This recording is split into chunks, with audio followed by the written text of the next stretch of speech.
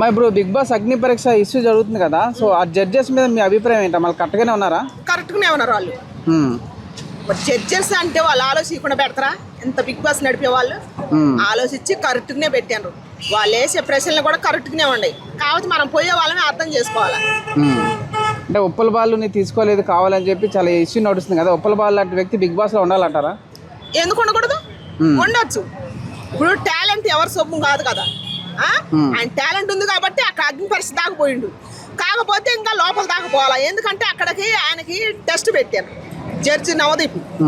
అక్కడ ఆయన ఫెయిల్ అయిపోయిండు. ఆయన పర్సనల్ గా తీసుకుండు, చెప్పలేకపోయిండు. కానీ నవదీప్ ని చాలా బ్యాడ్ చేశాడు కదా బయటకు వచ్చి. అవును, నవదీప్ నిజంగానే బ్యాడ్ అంటారు, ఆయన కరెక్ట్ గానే బ్యాడ్ కాదు, ఏం కాదు, ఆయన కరెక్ట్ గానే ఉన్నాడు. ఆయనకి ఇచ్చిన డ్యూటీ ఆయన చేసిండు. నవదీప్ గారు ఆయనకి ఇచ్చిన డ్యూటీ ఆయన కరెక్ట్ గా చేసిండు. కాకపోతే మన బాలు గారు అర్థం చేసుకోవాలా, బాధపడ్డాడు అనమాట. ఇప్పుడు ఈయన జడ్జిగా సూటిగా మొహం మీద అడిగిండు, నీకు బాధ అనిపించింది, డైరెక్ట్ గా అదే నీకు హౌస్ లో జరుగుద్ది, జరిగినప్పుడు నువ్వు ఎదుర్కోవాలి కదా. అది క్వశ్చన్ అర్థం కాల మన బాలుకి.